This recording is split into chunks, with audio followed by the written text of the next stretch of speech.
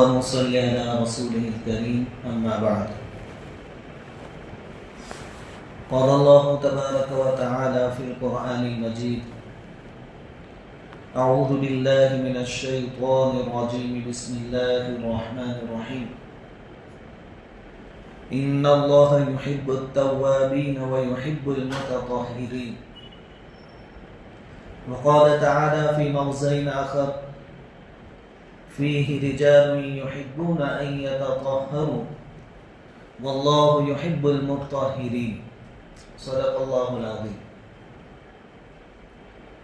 وعن أبي مالك الأشعري رضي الله تعالى عنه قال: قال رسول الله صلى الله عليه وسلم: الطهور شطر الإيمان، او كما قال علیہ الصلوۃ والسلام. بزرگوں اور پیارے بھائیوں، اللہ تبارک و تعالی نے اپنے فضل و کرم سے ہم سب کو دین اسلام کی دولت سے نوازا ہے. اسلام ایک فطری دین ہے، یعنی وہ آدمی جس کی فطرت صحیح سالم ہو، عقل صحیح سالم ہو، تو صحیح سالم عقل اور صحیح سالم فطرت جن چیزوں کے کرنے کا تقاضا کرتی ہے، شریعت نے ان چیزوں کے کرنے کا حکم دیا ہے. اور صحیح فطرت اور صحیح عقل جن چیزوں سے نفرت کرتی ہے، شریعت نے ان چیزوں سے منع کیا ہے. آج کی ہماری اس گفتگو کا ٹاپک اور موضوع ہے پاکی، طہارت، صفائی ستھرائی، جس کو ہم بالکل نارمل سمجھتے ہیں اور اس کی طرف زیادہ دھیان نہیں دیتے ہیں، لیکن شریعت میں پاکی، طہارت اور صفائی ستھرائی کا بہت ویلیو ہے. قرآن کریم کی ایک آیت میں نے آپ کے سامنے پڑھی: ان اللہ یحب التوابین ویحب المتطہرین. اللہ تعالیٰ ان لوگوں کو پسند فرماتے ہیں جو بہت زیادہ توبہ کرنے والے ہیں اور بہت زیادہ پاک رہتے ہیں، صاف رہتے ہیں. اللہ تعالیٰ کو ایسے لوگ پسند. ایک حدیث میں نے آپ کے سامنے مختصراً بیان کی، حدیث طویل ہے لیکن اس کا ایک جملہ جس میں حضور صلی اللہ علیہ وسلم نے ارشاد فرمایا: الطہور شطر الایمان. طہارت اور پاکی ایمان کا ایک جزو ہے، حصہ ہے. اور دوسری جگہ حضور صلی اللہ علیہ وسلم نے فرمایا نصف الایمان، کہ پاکی اور طہارت، صفائی اور ستھرائی آدھا ایمان. اب جس عمل کو اللہ رب العزت پسند فرماتے ہوں، نبی کریم صلی اللہ علیہ وسلم جس کو آدھا دین کہتے ہو، وہ کوئی معمولی چیز تو ہوگی نہیں. اور اس شعبے میں جبکہ اسلام کی تعلیم یہ ہے، لیکن آج کے دور کے مسلمان بہت غفلت میں ہیں. اب صفائی مختلف چیزوں کی ہوتی ہے: بدن کی صفائی، کپڑوں کی صفائی، پاکی طہارت، گھروں کی صفائی، گلی محلے کوچوں کی صفائی، شہر کی، سٹی کی، گاؤں کی، سڑکوں کی، روڈ کی صفائی. پہلی بات جسم کی طہارت، پاکی، صفائی ستھرائی. بخاری اور مسلم شریف کی ایک روایت ہے، حضرت عبداللہ ابن عباس رضی اللہ تعالی عنہما راوی ہیں، فرماتے ہیں کہ نبی کریم صلی اللہ علیہ وسلم کا گزر ایک قبرستان کے پاس سے ہوا، یا دو قبروں کے پاس سے ہوا. اب چونکہ حضور تو نبی ہیں اور نبیوں کے سامنے آخرت کے احوال اللہ تعالیٰ کھولتے ہیں، قبر کے حالات، آخرت کے حالات اللہ تعالیٰ کھولتے ہیں. تو آپ صلی اللہ علیہ وسلم نے اپنے صحابہ سے فرمایا کہ یہ جو دو قبریں ہیں، ان دو قبروں میں جو دفن کیے گئے ہیں ان پر عذاب ہو رہا ہے. قبر کا عذاب حق ہے اور ہمارا اس پر ایمان ہے. یہ تو اللہ رب العزت کی مہربانی ہے کہ قبر کے عذاب کو ہماری آنکھوں سے اوجھل رکھا. انسان اور جنات کے سوا ہر مخلوق مردے کی آواز سنتی ہے، اس کا رونا، چلانا، تکلیف اور درد کی وجہ سے کراہنا، یہ سب سنتے ہیں. اگر ہم کو بھی سنائی دیتا تو قبرستان کے باہر بریانی کی دکان نہیں ہوتی. بھنگار والے کی دکان. اور حضور تو فرماتے ہیں کہ اگر آخرت کا یا قبر کا عذاب تم کو بتا دیا جاتا تو تم لوگ اپنے مردے دفن کرنے بھی تیار نہیں ہوتے. فاطق کے ادھر مخدوم نگر کی طرف کوئی جانے تیار نہیں ہوتا. لیکن اللہ کا رحم ہے، کرم ہے کہ اس عذاب کو ہماری آنکھوں سے اوجھل رکھا ہے، غائب رکھا ہے. لیکن چونکہ حضور صلی اللہ علیہ وسلم نے فرمایا تو یہ بات غلط نہیں ہو سکتی. تو قبر کا عذاب ہو رہا تھا. پھر حضور صلی اللہ علیہ وسلم نے بہت بڑی بات بتائی کہ جو دونوں کو عذاب ہو رہا ہے کوئی ایسے بڑے گناہ کی وجہ سے نہیں ہو رہا کہ جس سے بچنا مشکل ہو، ناممکن ہو. ایسے کوئی گناہ انہوں نے نہیں کیے تھے، بلکہ دونوں کے گناہ ایسے تھے جن سے بچنا آسان ہے. ان میں سے ایک جو قبر والا تھا اس کو عذاب ہو رہا تھا چگل خوری کی وجہ سے. چگل خوری جس کو ہم اپنی زبان میں کہتے ہیں لگائی بجھائی کرنا، یہاں کی بات وہاں، وہاں کی بات یہاں، اور دو کو لڑانا آپس میں. تو ایک کو قبر کا عذاب اس کی وجہ سے ہو رہا تھا. اور یہ بھی بہت بڑا گناہ ہے. اس ٹاپک پر انشاءاللہ پھر کبھی بات کریں گے. قرآن کریم میں بھی اللہ تعالیٰ نے اس کو بیان فرمایا ہے وَلَا تُطِيعْ كُلَّ حَلَّافٍ مَّهِينٍ ہَمَّازٍ مَّشَّاءٍ بِنَمِيمٍ. اور اے نبی جی آپ ان لوگوں کی بات مت مانیے جو بہت زیادہ قسمیں کھاتے ہیں. جھوٹے لوگ زیادہ قسمیں کھاتے ہیں کیونکہ ان کی باتوں پر کوئی بھروسہ اور یقین کرتا نہیں. تو اللہ تعالیٰ اپنے نبی سے فرماتے کہ ان کی بات مت مانیے. اور ایسے لوگوں کی جو نکتہ چینی کرنے والے ہیں، لوگوں میں عیب نکالتے ہیں، وہ ایسا ہے، فلاں ایسا ہے، فلاں ایسا ہے. اور ہمازن مشائن بنمیم، مشائن بنمیم کا جو لفظ ہے اس کا معنی ہے چگل خور. تو چگل خور کی بات بھی مت مانیے، یہ اس کے لڑانے کے دھندے ہو سکتے ہیں بیچ میں. تو ایک قبر میں جو مردہ تھا اس کو چگل خوری کی وجہ سے عذاب ہو رہا تھا، اور دوسری قبر میں جو مردہ تھا اس کے بارے میں حضور صلی اللہ علیہ وسلم نے فرمایا کہ وہ پیشاب کے چھینٹوں سے نہیں بچتا تھا. یہ آپ کے فرمان کا مطلب اور مقصد یہ ہے کہ وہ پاکی کا اہتمام نہیں رکھتا تھا، اس کی وجہ سے اس کو قبر میں عذاب دیا جا رہا ہے. اور اس پیشاب کے معاملے میں ہم بھی بہت غفلت برتتے ہیں. جب اس سے قبر کا عذاب ہو سکتا ہے تو آدمی کو 2-5 منٹ استنجے کے لیے فارغ کرنے چاہیے. ایسا نہیں کہ تو رک 1 منٹ میں آیا پیشاب کر کے. اور اگر جینس کی پتلون پہنی ہے جس میں آپ ٹھیک سے بیٹھ نہیں سکتے تو آپ جب پیشاب کر کے اٹھیں گے تو قطرے گرنے ہی گرنے ہیں. بعض لوگ ایسے ملتے ہیں بھائی چلو نماز پڑھنے کے بھائی کپڑے پیشاب والے ہیں، یعنی اتنا بڑا ہو گیا لیکن ابھی موتنا اس نے چھوڑا نہیں ہے کپڑوں میں. اس سے قبر کا عذاب ہوتا ہے. اور استبرا، فقہ کی کتابوں میں لکھا ہے استبرا یعنی آدمی کو پیشاب کر کے اتنا اطمینان ہو جاوے کہ اب پیشاب بچا نہیں ہے، پیشاب کی جگہ میں پیشاب بچا، اب میں چلوں گا یا رکوع سجدہ کروں گا تو قطرے نہیں گریں گے. وہاں تک اطمینان حاصل کرنا واجب ہے. آپ فوراً فٹ سے پیشاب کر کے اٹھ گئے اور پھر اگر قطرے گرے تو اس سے ناپاکی کے مسئلے تو دنیا میں رہیں گے لیکن قبر کا عذاب بھی ہوگا. اس لیے 5-7 منٹ پیشاب کے لیے بھی فارغ کرنی چاہیے. یہ کوئی معمولی چیز نہیں ہے، قبر کے عذاب سے متعلق چیز ہے. اگر پیشاب میں تکلیف ہے تو اس کے طریقے فقہا نے بتائے ہیں کہ بھئی آدمی کھانسے پیشاب کرتے وقت تو وہ قطرے نکل جائیں گے. اسی طرح اپنی ناف کے اندر انگلی ڈال کر ناف کو ہلاویں تو رگ کے اندر، نس کے اندر جو قطرے ہوں گے وہ ٹپک جائیں گے. یا اٹھک بیٹھک کریں ٹوائلٹ کے اندر، اور پھر بھی اگر کنٹرول نہیں ہوتا تو پیشاب کی جو جگہ ہے اس کے سوراخ کے اندر روئی وغیرہ رکھیں تاکہ پیشاب کے قطرے باہر نہ. یہ سب چیزیں ضروری ہیں. اب پاکی ناپاکی کی قبر کا عذاب بھی اپنی جگہ. کبھی کبھی اگر بے احتیاطی کی پیشاب کے معاملے میں، ٹوائلٹ کے معاملے میں، تو دنیاوی اور بھی نقصانات ہو سکتے ہیں. حضرت سعد بن عبادہ رضی اللہ تعالیٰ عنہ جلیل القدر صحابی ہیں، اونچے درجے. ملک شام میں ایک جگہ سفر میں جا رہے تھے، ان کو پیشاب کا تقاضا ہوا اپنے ساتھیوں سے کہا آپ یہاں رکے، میں پیشاب کر کے آتا ہوں۔ موقع ماحول ایسا ہوگا، آپ نے کھڑے کھڑے پیشاب کیا۔ اب کھڑے کھڑے پیشاب کرنا یہ تو عام سنت کے خلاف ہے، لیکن مجبوری میں آدمی کر سکتا ہے۔ حضور سے بھی ایسا کرنا ثابت ہے، مجبوری، نیچے گندگی ہے، بیٹھنے کا موقع نہیں وغیرہ وغیرہ۔ لیکن انہوں نے حضرت سعد بن عبادہ رضی اللہ تعالیٰ عنہ نے سوراخ کے اندر پیشاب کیا، زمین کے اندر جو سوراخ ہوتے ہیں، جو پھٹن ہوتی ہے، اس کے اندر پیشاب کیا۔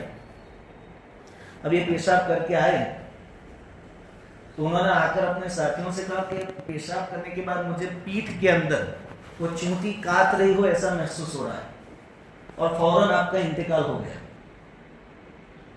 حضرت سعد بن عبادہ جلیل القدر صاحب، ان کا انتقال ہوا ملک شام میں، سیریا میں، اور مدینہ المنورہ کے ایک کنویں سے آواز آ رہی تھی، آدمی کوئی نظر نہیں آتا تھا، کنویں میں سے آواز آ رہی تھی، قتلنا سید الخزرج سعد بن عبادہ رمیناہ بسہم فلم نخطئ فؤادہ، کہ ہم نے خزرج کے سردار کو آج مار دیا، ہم نے ایسا تیر مارا کہ ہمارے تیر نے خطا نہیں کی، غلطی نہیں۔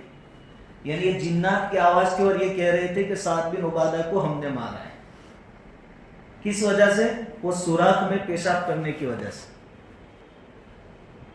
یہ واقعہ موضوع اور من گھڑت نہیں ہے، سند کے حساب سے ضعیف ہے، لیکن من گھڑت نہیں ہے، کسی نہ کسی درجے میں ثابت ہے۔ تو آپ جلد بازی میں کہیں جا رہے ہیں، سفر وغیرہ میں، یہ کھیل کے میدان میں آپ کہیں بھی پیشاب کرنے بیٹھ گئے، سوراخ ہے یا سائے دار درخت ہے، پھلدار درخت ہے، اس کے نیچے آپ نے پیشاب کر لیا تو پریشانی ہو سکتی ہے۔ اور اگر چھینٹے کپڑے پر لگے، بدن پر لگے، جسم پر لگے تو عذاب کا مسئلہ اپنی جگہ پر رہے گا۔ اور خاص کر عورتیں اپنے گھروں میں بچوں کو ڈائپر پہنا کر چھوڑ دیتی ہیں، نیپی پہنا کر صبح سے چھوڑ دیتی ہیں، پھر یہ چیک ہوتی ہے 10-11 بجے، وہاں تک تو بچے نے 2-3 بار پیشاب ٹوائلٹ کیا ہوتا ہے۔ تو ان ساری گندگی اور ناپاکیوں کی نحوستیں ہوتی ہیں۔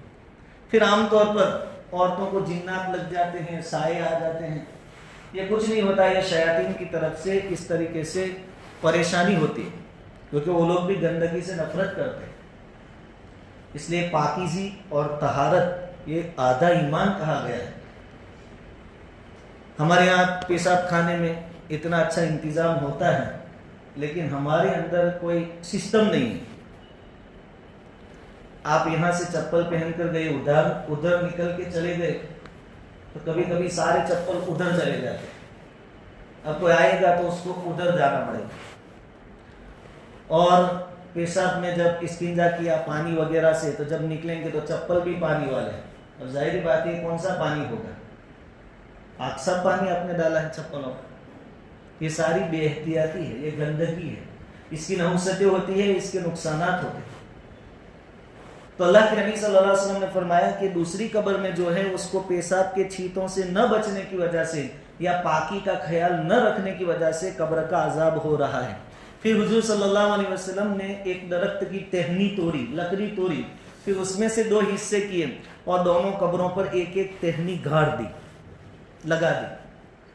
صحابہ کرام نے عرض کیا، دریافت فرمایا کہ حضور آپ نے ایسا کیوں کیا؟ یہ لکڑیاں، حضور صلی اللہ علیہ وسلم نے فرمایا کہ میں نے اللہ تعالیٰ سے دعا کی تھی کہ ان 2 مردوں سے عذاب کو دور کر دیا جائے، تو اللہ تعالیٰ نے میری دعا اس طرح قبول فرمائی، مجھے کہا گیا، بتایا گیا کہ آپ اس طریقے سے 2 ٹہنیاں ڈال دیں، گاڑ دیں قبروں کے اوپر، جب تک وہ تر رہے گی، گیلی رہے گی، وہاں تک ان کے اوپر سے عذاب ہلکا کر دیا جائے گا۔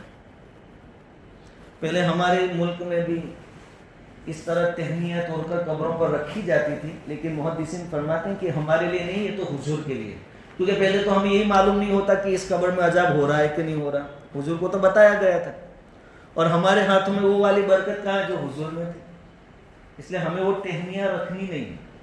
وہ دفن کے وقت جو درخت لگاتے اس کی بات نہیں کر رہا ہوں، بعد میں جو اوپر ٹہنیاں پہلے زمانے میں رکھتے تھے اب تو نہیں رکھتے، اس کی بات کر رہا ہوں۔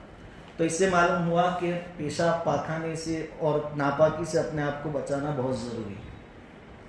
حضرت سلمان فارسی رضی اللہ تعالیٰ عنہ کو کچھ مشرکین نے چڑھایا کہ تمہارے نبی تو عجیب ہیں، سب بتا رہے ہیں پیشاب کیسے کرنا، ٹوائلٹ کیسے کرنا، یعنی ان کا مذاق اڑانا چاہتے تھے۔ سلمان فارسی رضی اللہ تعالیٰ عنہ نے انہی چیزوں کو اپنے لیے فخر کے طور پر بیان کیا کہ ہاں ہمارے نبی ایسے ہیں کہ کوئی چیز نہیں چھوڑی، سب طریقے بتا رہے ہیں۔ یہ تو فخر کی چیز ہے۔ کون سے مذہب میں بتایا گیا کہ پیشاب کے لیے ایسے بیٹھنا ہے، پاخانے کے لیے ایسا بیٹھنا ہے؟ یہ تو اسلام کی شان ہے، اسلام نے بتایا۔ سلمان فارسی رضی اللہ تعالیٰ نے فخر کے ساتھ بتایا کہ ہاں ہمارے نبی نے بتایا، اور تم بھی سنو کیا بتایا، اور بتا دیا کہ ہمارے نبی نے فرمایا کہ پیشاب پاخانے کے وقت قبلے کی طرف پیٹھ بھی نہ ہو، سینہ بھی نہ ہو۔ ہمارے جو ٹوائلٹ ہوتے ہیں اس میں تو اہتمام ہوتا ہے کہ قبلے کی طرف ہماری پیٹھ بھی نہ ہو، سینہ بھی نہ ہو، لیکن باتھ روم میں غسل کرتے وقت جبکہ ہمارے جسم پر کپڑے نہ ہو، اس وقت اس کا احتیاط کرنا ضروری ہے، کیونکہ قبلہ جس سمت میں ہے، جس دشا میں ہے، ہم قبلے کا اہتمام کرنے والے ہیں، احترام کرنے والے ہیں۔ اس لیے وہ لوگ جو گٹکا ویمل پان کھا کر تھوکتے ہیں، ان کو بھی یاد رکھنا چاہیے کہ قبلے کی طرف نہیں تھوکنا ہے۔ پھر اگر دماغ میں بات آئے کہ ہمارے جو ٹوائلٹ ہیں وہ تو قبلے کی طرف نہیں ہے، مول صاحب نے قبلے کا نہ کہا تھا، سامنے والی دیوار پر تو تھوک ہی سکتے ہیں، یہ بالکل بد اخلاقی ہے۔ دوسروں کا خیال نہ رکھنا، اور اس کا بھی حساب لیا جائے گا۔ کسی کو کوئی بھی تکلیف ہوگی اس کا حساب لیا جائے گا، اور یہ حقوق العباد میں سے ہیں۔ اللہ اپنے حق معاف فرما دیں گے، لیکن حقوق العباد معاف نہیں ہوں۔ آپ بیڑی پی رہے ہیں، سگریٹ پی رہے ہیں، تھوک رہے ہیں۔ تو حضرت سلمان فارسی فرماتے ہیں کہ ہمارے نبی نے فرمایا کہ پیشاب پاخانے کے وقت اور جس وقت ہمارا شریر کھلا ہو، کپڑے نہ ہو، اس وقت قبلے کی طرف پیٹھ بھی نہ ہو، سینہ بھی نہ ہو، کیونکہ بے ادبی ہے۔ ایک اور بات ہمارے نبی نے ہم کو سکھائی کہ استنجا داہنے ہاتھ سے نہ کرے، پیشاب کی جگہ کو داہنے ہاتھ سے نہیں پکڑنا ہے۔ یہ کوئی معمولی چیزیں نہیں ہیں، کیونکہ داہنے ہاتھ سے اچھے کام کیے جاتے ہیں۔ اللہ تعالیٰ نے پیدائشی طور پر سیدھے ہاتھ کو الٹے ہاتھ پر فضیلت دے رکھی ہے۔ ہم جو کام سیدھے ہاتھ سے کر سکتے ہیں وہ کام ہم الٹے ہاتھ سے نہیں کر سکتے۔ اس میں طاقت صلاحیت اللہ نے زیادہ دی۔ کھانے میں استعمال ہوتا ہے، تشہد میں استعمال ہوتا ہے، اور بھی بہت ساری جگہوں پر استعمال ہوتا ہے۔ تو داہنے ہاتھ سے استنجا نہیں کرنا۔ ہاں کسی کا بایاں ہاتھ کٹ گیا، کوئی اور مشکل ہی ہے، تو مسئلہ اپنی جگہ پھر اجازت دے گا۔ تیسری بات، نبی کریم صلی اللہ علیہ وسلم نے ارشاد فرمائی کہ کوئی بھی 3 پتھروں سے کم میں استنجا نہ کرے۔ اب یہ اس زمانے کے حالات کے حساب سے تھا۔ عرب کے اندر چونکہ پانی کی اس زمانے میں بہت قلت تھی، اور عرب کا عام طور پر رواج یہ تھا کہ وہ پتھروں سے استنجا کرتے تھے۔ حضرت علی رضی اللہ تعالیٰ عنہ کا فرمان ہے کہ عرب موٹی غذا کھاتے تھے، ہماری طرح تیل والا گھی والا چکنا نہیں کھاتے تھے، روکھا سوکھا کھاتے تھے۔ تو ان کا ٹوائلٹ حضرت علی رضی اللہ تعالیٰ عنہ فرماتے کہ اونٹ کے لیڈ کی طرح ہوتا تھا، اس لیے پتھروں سے بھی استنجا ہو جاتا تھا، صفائی ہو جاتی تھی۔ لیکن چونکہ 1-2 پتھر سے اتنی صفائی نہیں ہوتی جتنی 3 سے ہوتی ہے، اس لیے حضور نے فرمایا کہ 3 سے کم نہیں۔ اگر کسی کو احساس ہو کہ 3 سے بھی صفائی نہیں ہوگی پیشاب پاخانے کی جگہ کی، تو اور زیادہ لے، اور طاق عدد میں لے۔ یہ سنت اور مستحب 5، 7، 9 دیلوں کا استعمال کریں۔ تو ایک بات حضور نے یہ فرمائی۔ تو ہم آج کے زمانے میں پتھر تو نہیں لائیں گے، دیلے تو نہیں لائیں گے کیونکہ گندگی ہوگی، لیکن اس کا بدل، اس کی جگہ پر ٹیشو پیپر ہے، آپ اس کے ذریعے استنجا کریں، اس سے صفائی۔ دونوں چیزیں جمع کریں گے، ٹیشو پانی یا پتھر ڈھیلے اور پانی، تو صفائی زیادہ ہوگی، اور زیادہ صفائی والوں کو اللہ پسند فرماتے ہیں۔ اللہ تعالیٰ نے قرآن کریم میں ان صحابہ کی تعریف فرمائی ہے جو قباء مسجد کے اندر نماز پڑھتے تھے، وہاں کے رہنے والے تھے، انصاری صحابہ تھے۔ فیہ رجال یحبون ان یتطہروا، اللہ تعالیٰ نے فرمایا کہ مسجد قباء میں ایسے لوگ نماز پڑھتے ہیں کہ وہ پاکی کا بہت خیال رکھتے ہیں، اور میں ان سے محبت کرتا ہوں۔ تو حضور وہاں تشریف لے گئے اور کوفہ والوں سے پوچھا، قباء والوں سے پوچھا، مسجد قباء کے نمازیوں سے، کہ بھائی تم کیسے پاکی حاصل کرتے ہو؟ کہا کہ حضور جب جنابت کا موقع ہوتا ہے ہم غسل کر لیتے ہیں، اسی طرح نماز سے پہلے وضو کرتے ہیں، اور استنجے میں دیلے بھی استعمال کرتے ہیں، پانی بھی استعمال کرتے ہیں۔ حضور نے فرمایا کہ اسی وجہ سے اللہ تعالیٰ نے تمہاری تعریف بیان فرمائی کہ ایک دم صفائی کرتے ہیں تم لوگ۔ تو جو لوگ زیادہ صفائی کا اہتمام کرتے ہیں اللہ تعالیٰ ان سے محبت کرتے ہیں۔ یہ کوئی معمولی بات ہے؟ ایک راتوں کو اٹھ کر تہجد پڑھنے والا اللہ اس سے محبت کرتے ہیں، اور ایک صفائی ستھرائی میں احتیاط کرے اس سے بھی اللہ تعالیٰ محبت کرتے ہیں، اور یہ بالکل آسان کام ہے۔ اس لیے صفائی ستھرائی کا خیال رکھیں۔ یہ جسم کی صفائی کے بارے میں کچھ باتیں ہوئی، گلی محلے کوچوں کی بھی صفائی کا خیال رکھیں، اللہ کے نام پر بکرے ذبح کیے تھے، بکروں کی روحیں جنت میں گئی، گوشت فریج میں گیا، اور ابھی وہ کانٹے گھاس جو لائے تھے وہ محلے میں نظر آ رہا ہے، اور ابھی جنہوں نے ذبح کی ان کے گھروں کے پاس نہیں، پڑوسیوں کے گھروں کے پاس۔ یہ بالکل بد اخلاقی ہے، گناہ کا کام ہے۔ بہرحال پوری بات کا خلاصہ یہ کہ اللہ تعالیٰ پاکی کو اور پاک رہنے والوں کو پسند فرماتے ہیں۔ اللہ تعالیٰ کہی سنی باتوں پر کہنے سننے سے زیادہ عمل کی توفیق عطا فرمائے۔